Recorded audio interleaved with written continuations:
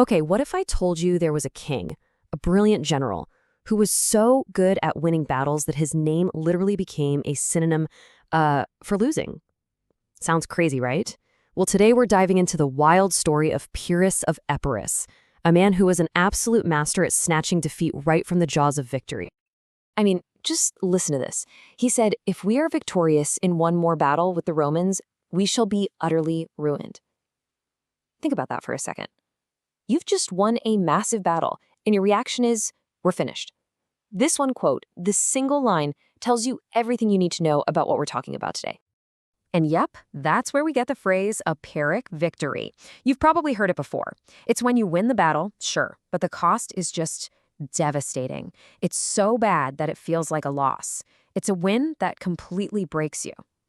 So who was this guy? Who was the man behind the phrase? I mean, who wins so badly that we're still using his name to describe it more than 2,000 years later? Well, here he is. Meet Pyrrhus, king of Epirus, a little Greek kingdom. And this guy had a serious resume. He wasn't just some local tough guy. He was considered a military genius. And get this, he was a second cousin to Alexander the Great. So yeah, you could say ambition was kind of in his blood. And his life? It was pure chaos right from the start. Just look at this. He was born royal, then boom, exiled as a toddler. He gets put back on the throne when he's just 11 years old. Then he gets kicked off the throne again while he's off at a wedding. Can you imagine? He had to fight his way back to power. This whole cycle of constant fighting, of clawing his way back, it really defined who he was. But all that chaos, it forged him into one heck of a commander. He was brilliant, he was fierce, and his own soldiers respected him so much for his speed and aggression that they gave him a nickname, the Eagle. Pretty cool, right? Okay, so that brings us to the main event. It's 280 BC, and Pyrrhus, the Eagle, turns his eyes to the west. And who's over there? Well, a rising power that's starting to make a lot of noise, the Roman Republic. So the big question is, why on earth would he want to pick a fight with them? Well, turns out he got an invitation. A Greek city in southern Italy called Tarentum was getting nervous about the Romans expanding in their direction, so they called him up for help. Now, for a guy like Pyrrhus, a guy with Alexander the Great's blood in his veins, this was a golden ticket. He saw a chance to build his own empire in the west, just like his cousin did in the east. And let me tell you, he did not mess around. He shows up with this huge professional army. We're talking 20,000 infantry, 3,000 cavalry, the whole shebang. But he also brought a secret weapon, something that Romans had never, ever seen before in their lives: 20 war elephants. Yeah, actual elephant. So, with this incredible army and his secret weapon, Pyrrhus rolls the dice. He launches his invasion of Italy, ready to take on Rome. And at first, he crushed it. He was winning battle after battle. But then we get to the Battle of Asculum, and this is where you really see the problems start to emerge. Look at these numbers. The Romans lost 6,000 men. That's a huge defeat. But Pyrrhus, he lost 3,500. Now that's fewer, but here's the catch. His losses included a ton of his best officers, his veterans, his friends. These are guys he couldn't just replace, especially being so far from home. Rome, on the other hand, they had a seemingly endless supply of men. They could just call up more legions. See the issue? And this right here, this is the moment.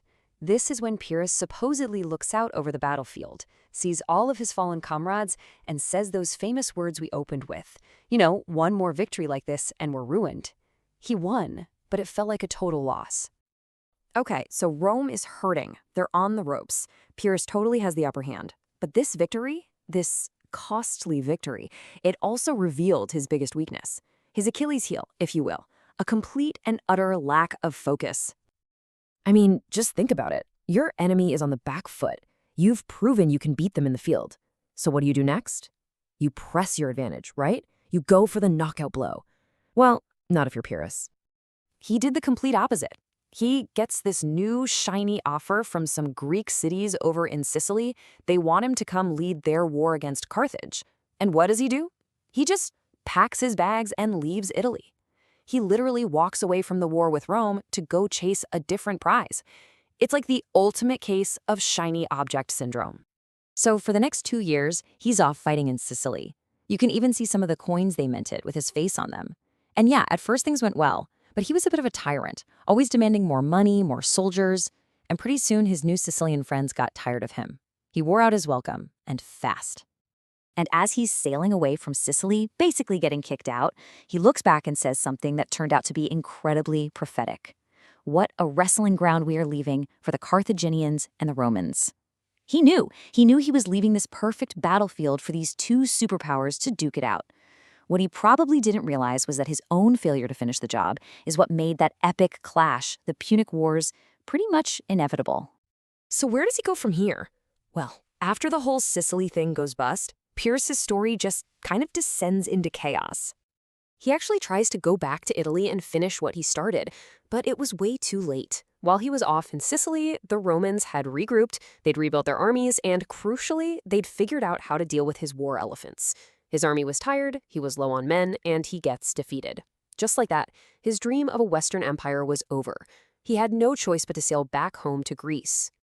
But a guy like Pyrrhus? He couldn't just sit still. A few years later, he's meddling in Greek politics and ends up in a messy street fight in the city of Argos. And his death? Wow. It was anything but glorious. You can't make this stuff up.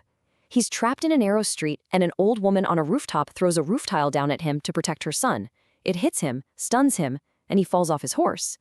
An enemy soldier then just walks up and finishes the job. What an undignified end for a man they called the Eagle. So, after all that, what is his legacy? How should we remember this guy? A brilliant general who couldn't seem to hang on to anything he won. Well, it's really two sides of the same coin. On one side, you have the military genius. The legendary Hannibal, one of the greatest generals of all time, supposedly said Pyrrhus was one of the best commanders ever, right up there with Alexander the Great. That's high praise. But then you flip the coin, and you have the flawed king. He was restless, he couldn't focus, he was terrible with money, and he had zero skill when it came to the boring but important stuff, like diplomacy and actually running an empire. And here's the biggest irony of it all.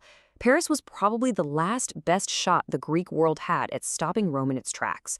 But because of how he fought them, this on-again, off-again war, he accidentally became their greatest teacher. He taught them how to fight elephants. He taught them how to adapt to new tactics. So in the end, his failure didn't just fail to stop Rome, it actually made them stronger and basically guaranteed they would dominate the Mediterranean. Which leaves us with one last big question to think about.